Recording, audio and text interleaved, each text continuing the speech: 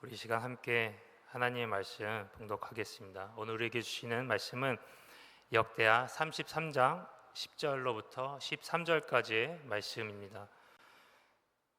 역대하 말씀 33장 10절로부터 13절까지의 말씀 우리 다 함께 봉독하도록 하겠습니다. 짧으니까요, 다 함께 한 목소리로 봉독하겠습니다. 시작. 여호와께서 므낫세와 그의 백성에게 이르셨으나 그들이 듣지 아니하므로 여호와께서 아수르 왕의 군대 지휘관들이 와서 치게 하심에 그들이 므낫세를 사로잡고 쇠사슬로 결박하여 바벨론으로 끌고 간지라. 그가 환난을 당하여 그의 하나님 여호와께 간구하고 그의 조상들의 하나님 앞에 크게 겸손하여 기도하였으므로 하나님이 그의 기도를 받으시며 그의 간구를 들으시사 그가 예루살렘에 돌아와서 다시 왕위에 앉게 하심에 므낫세가 그제서야 여호와께서 하나님이신 줄을 알았더라. 아멘. 우리 앞뒤 좌우에 계신 분과 함께 인사하겠습니다. 잘 오셨습니다. 환영합니다. 축복합니다. 아멘. 이 시간이 주님께서 함께 하시는 기쁨의 시간 되기를 축복합니다. 잠시 광고의 말씀 하나 드리자면 다음 주 금요 예배는 유년부 주간으로 예배가 드려집니다. 그래서 말씀도 이제 홍상은 전도사님께서 전달해 주시고 그것을 유년부 함께 예배하는 귀한 시간이기에 그렇게 여러분들이 참고하셔서 평소보다 어떻게 해요? 더 많이 참석해 주시면 좋을 것 같아요. 그래서 우리 다음 세대들 너무나 귀한 우리의 미래이잖아요. 다음 세대들과 함께 예배하는 그 귀한 시간을 함께 나누고 우리 아이들을 위해서 우리가 함께 기도하고 또 격려하고 응원하는 시간이 되었으면 좋겠습니다. 그 가운데 하나님의 은혜가 정말 넘칠 줄로 믿습니다. 여러분 다음 주에 꼭 나오세요. 아멘. 네. 네, 오늘 우리가 함께 나눌 말씀의 제목은 끝이 아닌 과정이라는 제목을 가지고 함께 말씀을 나누려고 합니다. 부모가 자녀를 낳으면 가장 먼저 하는 것이 있습니다. 그것이 무엇이죠? 이름을 지어주는 겁니다. 그죠? 이름을 지어줄 때 참 그 이름을 쉽게 짓는 부모가 없는 것 같아요. 저도 참 많이 고민하면서 제가 애를 낳기도 전에 한 1, 2년 전부터 마음에 드는 이름을 찾아서 그것을 묵혀뒀다가 우리 아들이 딱 나오고 나자 맞아 저희 부모님에게 양가 어른들에게 저희 아들의 이름은 이원정입니다. 이것도 정했으니까 그렇게 알고 계시면 됩니다 라고 했어요. 근데 저희 어머니가 너무 싫어하셨어요. 너무 별로라는 거예요. 그래서 너무 사극에 나올 것 같은 이름이다 라고 이렇게 얘기하는 거예요. 그래서 그래도 소용없습니다 어머니, 제가 이 이름 위해서 참으로 고심했습니다 라고 이야기하면서 그 이름을 짓고 이렇게 우리 아들의 이름을 원정이라고 이름을 지었습니다. 그러니까 부모가 자녀의 이름을 지을 때 정말 신중하게 이름을 짓게 되죠. 그리고 그 이름 안에 나의 소망을 좀 담게 되는 것 같습니다. 자녀가 어떻게 살아갔으면 좋겠는지에 대해서 소원의 마음을 담아서 자녀의 이름을 지어주게 됩니다. 자녀 이름을 대충 짓는 경우는 사실 참 보기 어렵죠. 물론 옛날에는 조금 이상하게 이름을 지어야 단명하지 않고 오래 산다고 해서 개똥이 이렇게 이름을 짓기도 하였지만 지금 시대는 그렇지 않잖아요. 그래서 하나의 이름을 지을 때도 상당히 많이 고민하고 그렇게 이름을 짓게 되는 것 같습니다. 그러니까 제가 친구 중에 교회 다니지 않는 친구는 이름을 짓기 위해서 막 별의 별걸 막 다 찾아서 막 이름 만드는 사람을 찾아가고 참 재밌는 것들을 많이 하더라고요. 근데 또 우리 안에서는 또 하나님의 은혜가 있는 이름들을 지어주기 위해서 또 노력하는 것처럼 그렇게 이름 안에 굉장히 많은 의미가 담겨 있게 됩니다. 그러니까 부모의 희망이 담긴 것이 곧 나의 자녀의 이름이다라는 것이죠. 그러니까 이스라엘 백성도 참으로 그 자녀의 이름을 지을 때 그런 마음으로 지었던 것 같습니다. 그런데 살다 보면 자녀가 부모의 소망대로 부모가 지어진 이름대로 살아가는 자녀가 있는가 하면 그렇지 않은 자녀 또한 있다라는 거죠. 근데 그 모습이 소망과 정반대의 모습으로 살아가는 자녀 또한 있습니다. 오늘 본문에 나오는 므낫세 왕이 그런 사람이었습니다. 부모의 소망과는 정반대로 살아갔던 사람입니다. 므낫세라는 이름은 우리가 너무나 잘 알죠. 요셉의 아들, 그것도 장자의 이름입니다. 그래서 요셉은 많은 어려움을 겪은 후에 애굽의 총리가 되어서 이제 아들을 낳게 되는데, 그때 첫 아들을 므낫세라고 이름을 짓게 됩니다. 그 므낫세의 이름은 잊어버림의 의미를 갖고 있습니다. 창세기 41장 51절에는 이렇게 기록하고 있습니다. 함께 읽겠습니다. 요셉의 그의 장남의 이름을 므낫세라 하였으니 하나님이 내게 내 모든 고난과 내 아버지의 온 시비를 잊어버리게 하셨다 하며, 요셉이 지금까지 겪어왔던 아픔과 고난을 하나님께서, 그분께서 은혜를 베풀어 주셔서 지금 다 있게 되었습니다 라는 고백이 므낫세라는 것이죠. 마찬가지로 오늘 본문에 나오는 이 므낫세 왕의 아버지도 이러한 마음을 가지고 자녀의 이름을 지었을 것입니다. 므낫세 아버지의 이름은 히스기야입니다. 우리가 너무나 잘 알다시피 히스기야는 죽게 되었어요. 그러나 그가 눈물로 하나님께 기도하였고, 그가 자그마치 15년을 더 살게 되는 축복을 누리게 되었습니다. 그리고 므낫세는 12살에 왕위에 오르게 됩니다. 그러니까 히스기야 왕이 하나님께 기도하여서 15년의 연수를 더 살게 된 이후에 낳은 아들이 바로 이 므낫세라는 것이죠. 그리고 그가 이 므낫세라는 이름을 지을 때 하나님께서 나의 죽음을 피하게 하시고 나의 고난과 아픔과 그 끝인 죽음까지도 있게 하신 너무나 귀한 일이 내 안에 있었다. 그렇기에 나의 아들아, 너의 이름은 므낫세다. 이런 마음으로 이름을 지어줬을 것이다 라는 것이죠. 그러니까 죽음을 이긴 하나님의 은혜의 산물, 그것이 곧 므낫세라는 것이죠. 그러니까 므낫세도 아마 성장하는 가운데 내 이름이 왜 므낫세인지 들어왔을 것이에요. 그렇죠? 저도 어렸을 때 제 이름이 좀 특이하잖아요. 이종춘이에요. 제 또래 제 친구들 중에 이런 이름을 본 적이 없어요.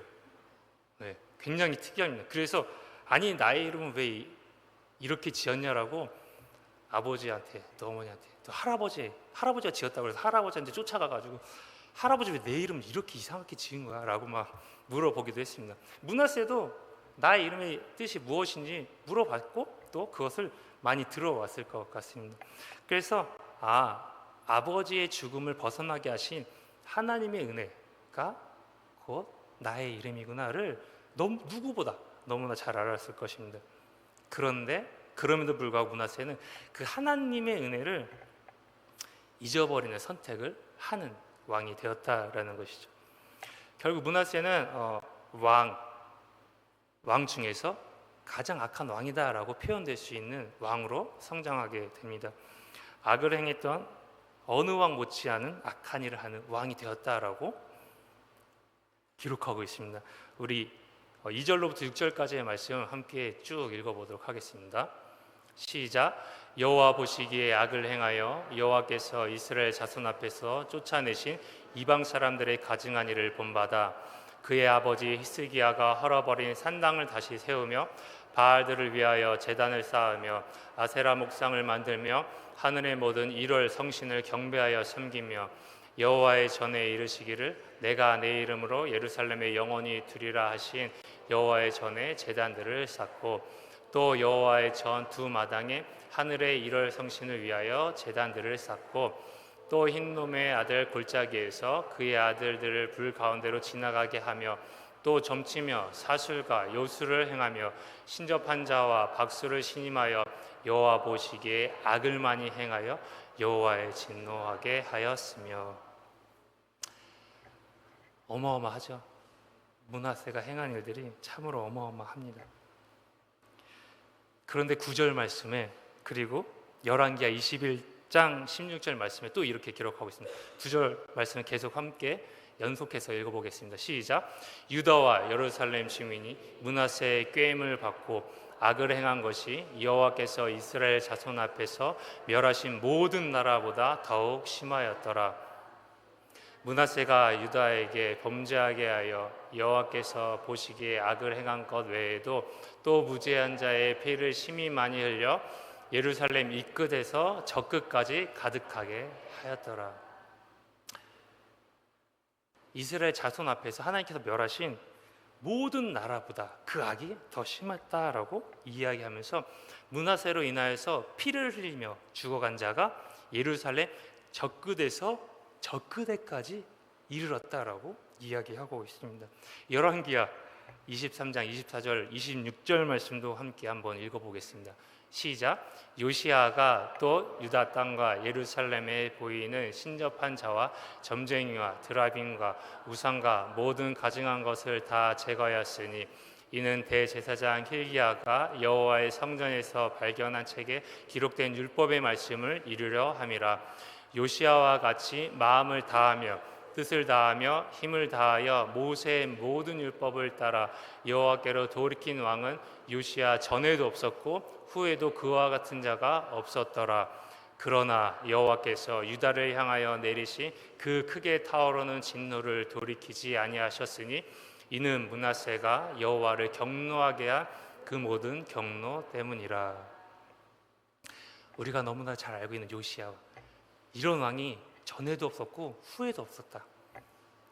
다윗과 같이 하나님 마음에 합한 자다라는 평가를 받은 이 요시아 왕의 그 모든 선한 행적도 어때요? 므낫세의 악한 행적을 뒤집을 수 없었다라고 성경은 기록하고 있습니다. 하나님께서 유다의 진노를 내신 이유는 므낫세의 그 악 때문이다라고 못 받고 계시다라는 것이죠. 므낫세가 얼마나 악한 왕인지 우린 너무나 잘 알게 되는 것이죠. 그래서 하나님께서 므낫세를 어떻게 하시냐? 아수르의 손에 내어주고 포로로 끌려가게 하십니다. 아수르는 그 당시에 포로로 이제 끌고 갈 때 코나 입에 갈고리를 꿰어서 끌고 갔다라고 해요. 그러니까 한 나라의 왕이었던 자의 모습으로서 너무 처참하고 초라해진 모습으로 그렇게 끌려가게 되는 것이죠. 므낫세의 모습은 완벽하게 실패한 자의 모습입니다. 완벽하게 끝이 난 자의 모습입니다. 어떻게 보면 그 정도로 악한 므낫세에 걸맞는 최후가 아닐까 생각이 들 정도로 쌤통이다 할 정도의 모습이 아닐까 싶습니다. 그런데요, 그는 다 끝난 것 같은 이 처절한 실패를 그냥 실패로 놔두지 않았습니다. 그는 끝이 아닌 한 과정으로 만들어냈습니다. 오늘 본문이 12절과 13절 함께 보겠습니다. 함께 읽겠습니다. 그가 환난을 당하여 그의 하나님 여호와께 간구하고 그의 조상들의 하나님 앞에 크게 겸손하여 기도하였으므로 하나님이 그의 기도를 받으시며 그의 간구를 들으시사 그가 예루살렘에 돌아와서 다시 왕위에 앉게 하시매 므낫세가 그제서야 여호와께서 하나님이신 줄을 알았더라. 악한 왕 중에 악한 왕 므낫세입니다. 이스라엘 역사 중에서 가장 악한 왕이다 할 수 있을 만한 왕이었습니다. 근데 그런 그가 놀랍게도 겸손하여서 하나님께 기도했다라고 기록하고 있습니다.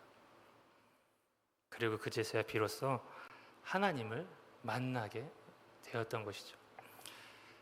여러분, 하나님을 만나게 되면요, 실패는 끝이 아니라 과정으로 바뀌게 되는 줄로 믿습니다.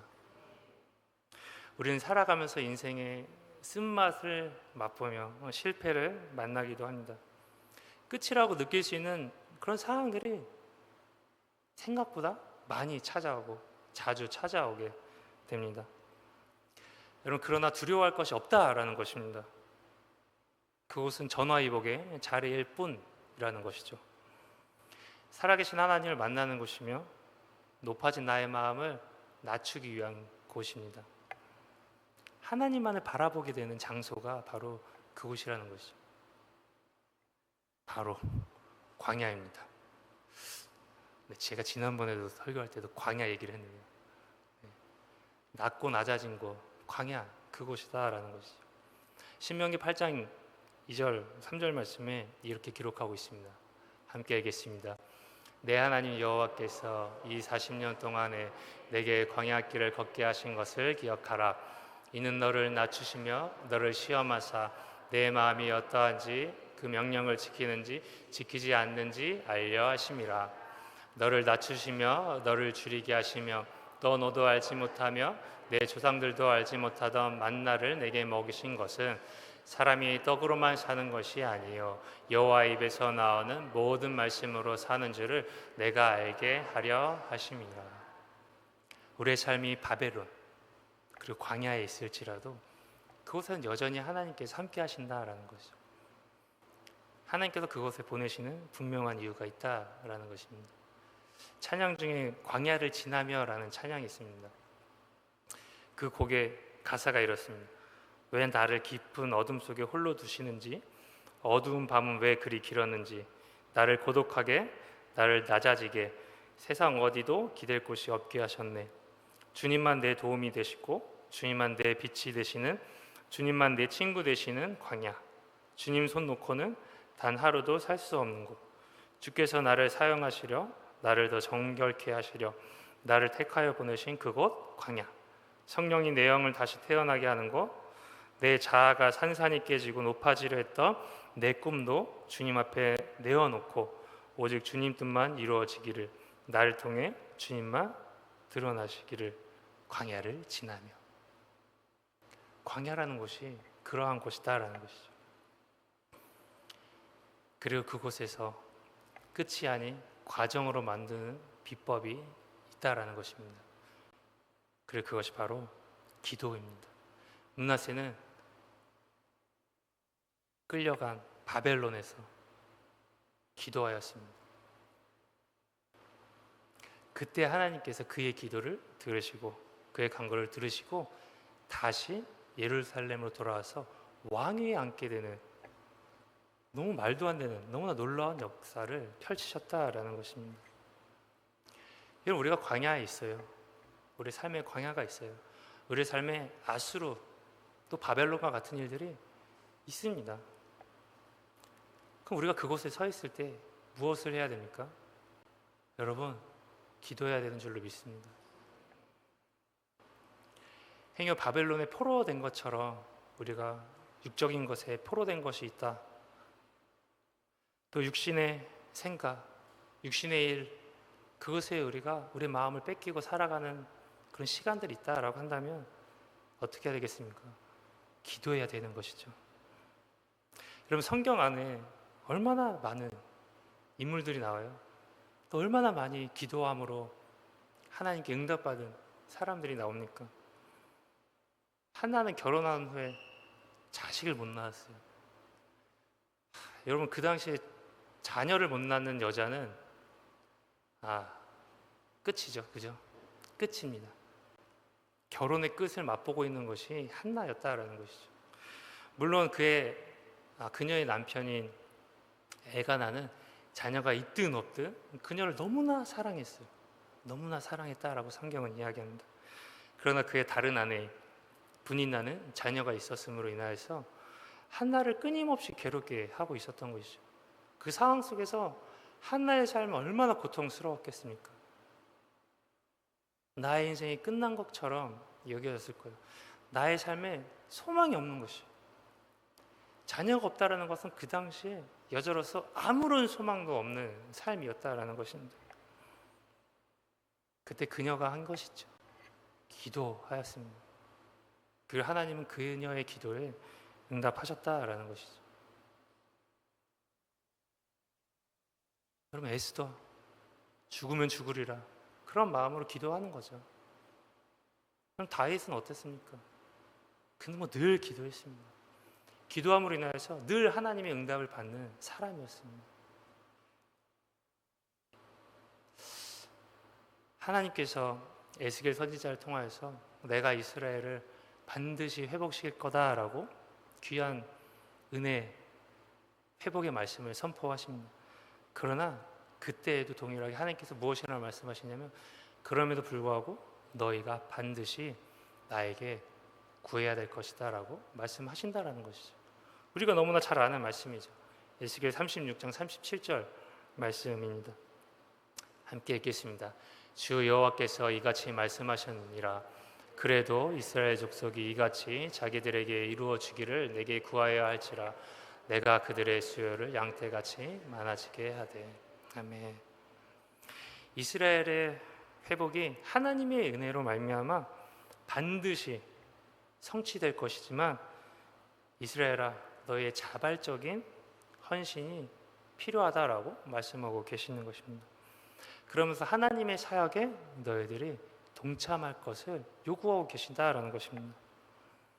하나님께서 우리의 삶 속에 하나님의 일을 행하시고 또 하나님의 은혜를 베풀어 주시지만 여전히 동일하게 우리에게도 자발적인 헌신과 함께 하나님의 일에 함께할 것을, 동역할 것을 요구하고 계신다라는 것입니다. 그리고 그 동참하는 것, 하나님의 역사에 동참하는 것이 무엇이냐? 바로 기도다라는 것이죠. 우린 기도할 때 하나님의 역사와 하나님의 사역과 하나님의 은혜에 함께할 수 있게 되는 것입니다. 여러분, 기도는 단순한 종교 활동이 아닌 거죠. 인격적인 하나님과의 만남입니다. 하나님이 누구신지, 하나님 무엇인지, 무엇을 원하시는지 끊임없이 소통하는 과정이 기도의 시간입니다. 단순히 어떤 요청을 하는 것이 기도의 자리가 아니다라는 것이죠. 하나님의 뜻에 순복하고 참여하고 믿음으로 반응한 믿음의 행동이 곧 기도입니다. 여러분, 믿음 없으면 기도할 수 없습니다. 믿음이 있어야만 할 수 있는 것이 바로 기도입니다. 기도 자체가 믿음의 행동이고 기도 자체가 하나님을 신뢰하기에 우리가 할 수 있는 것이기 때문입니다. 그래서 기도는 실패와 절망의 끝자락에서 하나님의 역사하심을 다시 시작하게 하는 열쇠와 같은 것인 거죠. 그렇게 우리는 기도하는 자가 되어야 됩니다. 그리고 기도하는 자는 그의 삶에 분명한 변화가 있기 마련입니다. 기도는 단순히 요구가 아닌 하나님과의 만남이기 때문입니다. 그러니까 기도했다면 이제는 하나님 기뻐하신 삶의 모습으로 이제 변화해야 되는 것이죠. 우리의 삶의 혁신이 일어나야 되는 것입니다. 오늘 본문 이후에 므낫세가 왕위에 다시 앉은 후에 여호와께서 비로소 하나님이심을 알게 된 후에 삶의 모습을 보여줍니다. 완전히 변화된 삶의 모습을 보여주는데요. 그는 우상을 위한 제단들 다 버리고 오직 여호와의 제단을 보수하며 제사를 지내며 하나님을 섬길 것을 그들의 백성에게 명령하고 있다라는 것입니다. 종교 개혁을 하는 것이죠. 그 악한 왕이 말이죠. 그런데 제가 오늘 살펴보고 싶은 것은 그 므낫세가 이 종교 개혁을 하는데 그 내용 앞에 언급되는 내용이 있다라는 것입니다. 14절 말씀 우리 함께 보도록 하겠습니다. 시작. 그 후에 다윗성 바 기온 서쪽 굴짜기 안에 외성을 쌓되 어문 어기까지 이르러 오벨을 둘러 매우 높이 쌓고 또 유다 모든 견고한 성읍에 군대 지휘관을 두며. 저는 이 말씀을 보면서 왜 이런 일들을 했을까라고 생각을 해봤습니다. 다시 끌려가지 않기 위해서, 안보를 철저히 하기 위해서 그러한 일들을 하는 것일까 생각하면서 이 말씀을 보는데 14절 말씀을 보면서 깨달은 바가 있습니다. 그것이 무엇이냐면 자기만의 안위를 생각하던 자가 이제는 자신이 보호해야 될 대상인 백성을 위해 공사하기 시작하고 군사를 배치하고 있는 것은 아닐까라는 것이죠. 자신만 잘 먹고 잘 살았으면 됐던 그 왕이 이제는 성읍들의 지휘관을 두고 그리고 막로를 세우고 적들을 공격에서부터 자신의 백성들을 보호하기 시작했다라는 것입니다. 전 이것이 하나님께서 기도하는 자들에게 주시는 마음이 아닐까라고 생각이 들었습니다. 나에게 맡겨진 영혼, 내가 보호해야 하는 영혼, 나에게 속해 있는 영혼, 그들을 위해서 더욱 기도해야 된다라는 것이죠. 나의 삶만 끝이 아닌 과정으로 변화하는 것이 아니라 나에게 속해 있는 사람, 그리고 지금 끝과 같은 곳에 서 있는 그 영혼, 유괴일에 매달려서 매여 있어서 하나님을 바라보지 못하고 살아가고 있는 그 영혼들을 더 이상 그 끝으로 끌려가지 않도록 그들을 붙들어매는 기도를 해야 된다라는 것이죠. 여러분, 우리가 구원을 받을 수 있었던 이유가 무엇일까요? 저는 우리가 구원받을 수 있었던 이유는 누군가 우리를 위해서 기도했기 때문이라 생각합니다. 우리가 무엇을 해서가 아니라 누군가가 우리보다 먼저 믿게 된 하나님의 자녀가 우리를 하나님의 자녀 삼아달라고 기도했기에 우리가 믿음으로 주님 앞에 반응할 수 있었다라는 것이죠. 그렇게 우리가 구원을 받을 수 있었던 이유는 무엇이냐? 누군가를 위해 기도하라고라는 것입니다. 우리가 기도해야 하는 이유, 우리가 구원받은 이유, 기도해야 되는 이유가 여기 있다라는 것이죠. 우리는 구원받을 때 빚졌습니다. 우리를 위해서 기도하는 자에게 먼저 빚졌고요. 그리고 우리가 기도해야 되는 대상에게 또한 빚졌습니다. 그들을 위해서 기도하라고 하나님이 저를 그리고 여러분들을 이 자리 가운데 부르셨기 때문입니다. 우린 그들에게 빚진 자들입니다. 그렇게 우리는 우리 연약한 자들을 위해서 더욱더 기도해야 될 줄로 믿습니다. 네. 감사하게도 다음 주에 유년부와 함께 할 수 있게 되었네요. 네. 우리 연약한 자, 그들을 위해서 더욱 힘써 기도해야 될 줄로 믿습니다.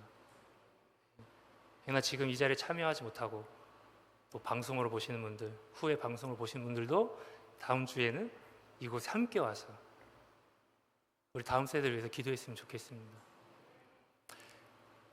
네.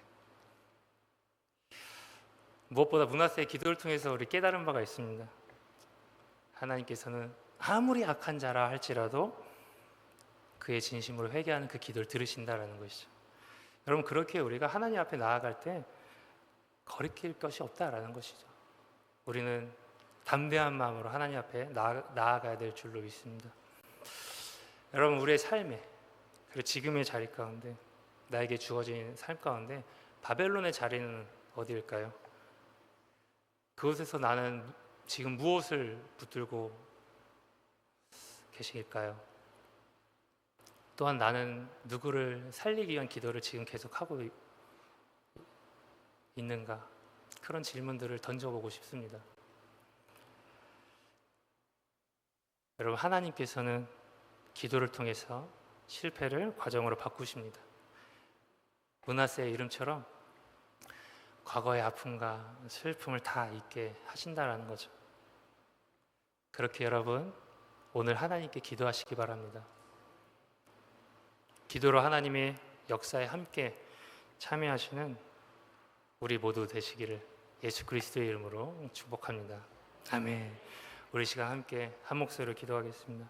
우리가 기도하실 때 가정과 교회 부흥을 위해서, 담임 목사님의 안식의 그 기간들을 위하여서, 또 다음 세대, 특별히 지금 여름 캠프 진행 중에 있는데요. 이미 끝난 그 여름 캠프를 통해서 받은 은혜, 우리 다음 세대들이 그 받은 은혜를 더욱더 믿음 위에 굳건하게 세워나갈 수 있게 해달라고, 아직 시작하지 않은 유년부와 청년부를 위해서 그들이 더욱 큰 은혜 가운데 거하는 귀한 시간 되게 해달라고, 또 이제 둔촌동 시대가 활짝 열리도록 보련 아파트 1만 2천 세대 전도를 위해서 또 우리가 각자 가지고 온 기도 제목을 놓고 우리 주님의 이름 3번 부르고 함께 기도하시겠습니다. 주여, 주여, 주여.